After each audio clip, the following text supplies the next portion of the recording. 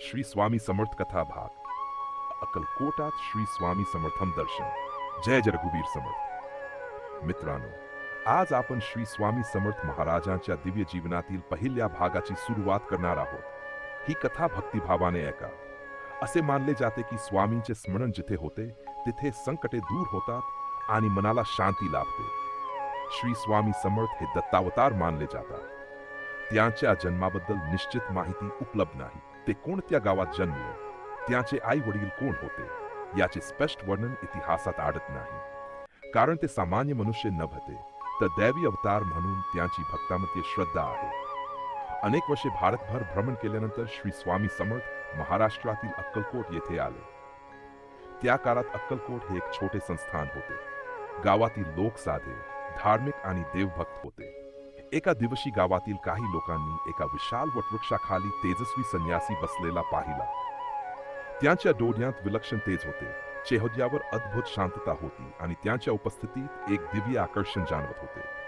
लोकांनी नम्रपणे विचारले, महाराज, आपण कोण? स्वामी समर्थ फक्त हसले. काही वेळाने त्यांनी शांत स्वरात एवढे शब्द उच्चारले, भिऊ नकोस, मी तुझ्या पाठीशी आहे. हे शब्द ऐकताच उपस्थितांच्या मनात भक्ती जागृत झाली. बातमी संपूर्ण गावात वाऱ्यासारखी पसरली. लोक दर्शनासाठी मोठ्या संख्येने येऊ लागले. एका वृद्ध शेतकऱ्याने स्वामींना नमस्कार करून आपल्या दारिद्र्याची व्यथा सांगितली. त्याच्याकडे शेती होती, पण अनेक वर्षे पिके येत नव्हती. कर्ज वाढले होते आणि संसार चालवणे कठीण झाले होते. स्वामी समर्थांनी त्याच्याकडे प्रेमाने पाहिले आणि म्हणाले, उद्यापासून शेतात जा, श्रद्धा ठेव. वृद्धाने स्वामींच्या आज्ञेप्रमाणे दुसऱ्या दिवशी शेतात काम सुरू केले. काही दिवसांनी अनपेक्षित पाऊस झाला. कोरडी पडलेली जमीन हिरवीगार झाली. त्या वर्षी भरघोस पीक आले. कर्ज फेडले गेले आणि त्याच्या घरात आनंद परतला. ही घटना पाहून गावकच्यांचा स्वामींवरील विश्वास अधिक दृढ झाला. दूरदूरच्या गावांतून लोक अक्कलकोटात येऊ लागले.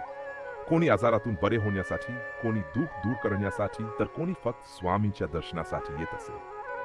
स्वामी समर्थ कोणालाही रिकाम्या हाताने परत पाठवत नसते. कधी एखादा शब्द, कधी एखादा आशीर्वाद, तर कधी मौनातूनही ते भक्तांचे जीवन बदलून टाकत असत.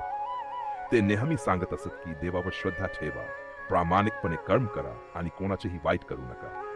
अशा प्रकारे अक्कलकोट हे श्री स्वामी समर्थांच्या वास्तव्यामुळे पवित्र तीर्थक्षेत्र बनले. आजही लाखो भक्त तेथे जाऊन स्वामींचे दर्शन घेतात आणि त्यांच्या कृपेचा अनुभव घेतात. मित्रांनो, ही होती श्री स्वामी समर्थांच्या कथेचा पहिला भाग.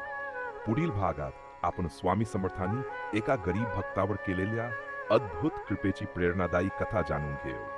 शेवटी सर्वांनी भक्तिभावाने म्हणा, अनंत कोटी ब्रह्मांड नायक राजाधिराज योगीराज अक्कलकोट निवासी श्री स्वामी समर्थ महाराज की जय.